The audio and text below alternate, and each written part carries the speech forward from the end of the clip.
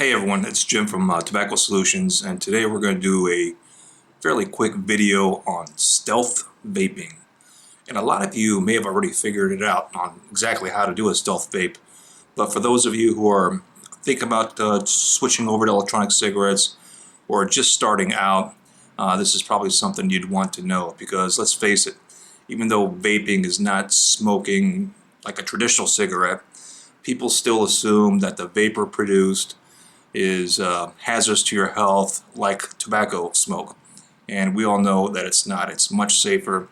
Of course, more studies need to be done, but everything that's been shown so far indicates that there's absolutely no risk at all to those around us.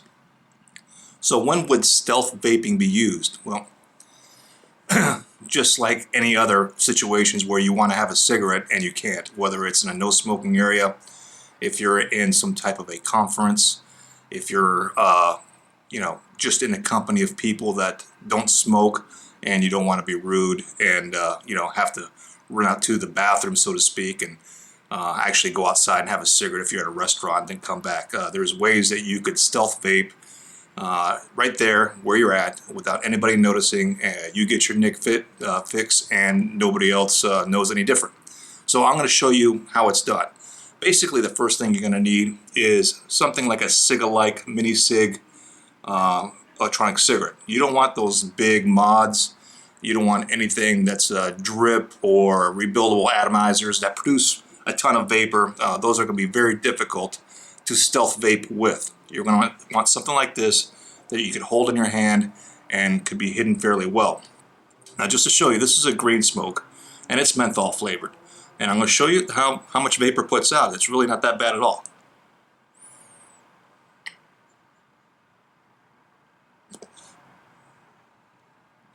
As you can see, it puts out a decent amount of vapor. It's a nice little electronic cigarette to have on standby or for situations when you want to stealth vape.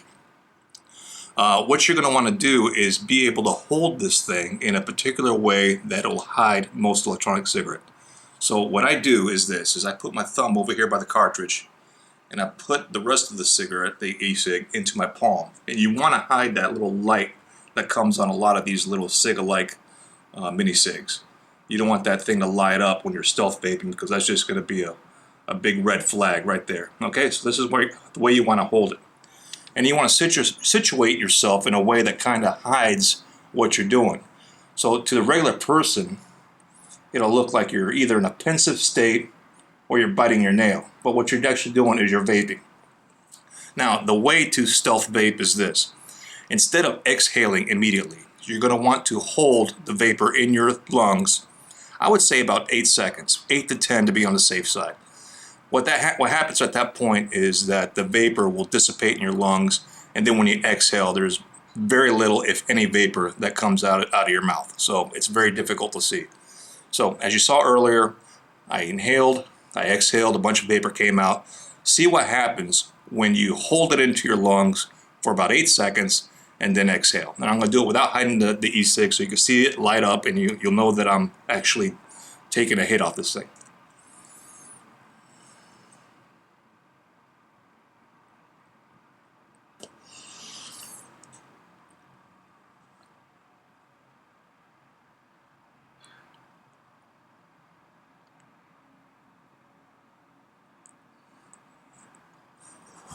Nothing. It dissipates in your lungs. So when you want to stealth vape, this is what you're going to do. Hold it the way I said. You want to hide that little light. Angle yourself in a way that the back of your hand is facing the people that may become offended by this thing. And then just go like this.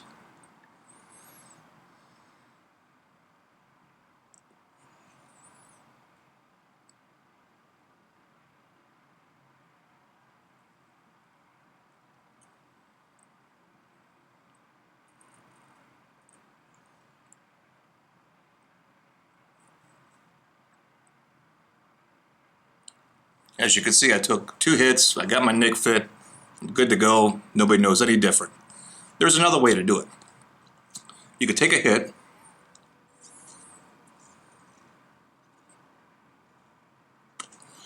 lift up your shirt, blow inside. Now, that makes it a little bit more obvious what you're doing, but if you don't want to inhale or hold it in for 8 seconds, you can blow it inside of your sweater or your shirt. The vapor goes into your shirt, gets absorbed by the fabric. Nobody sees any vapor coming out of you.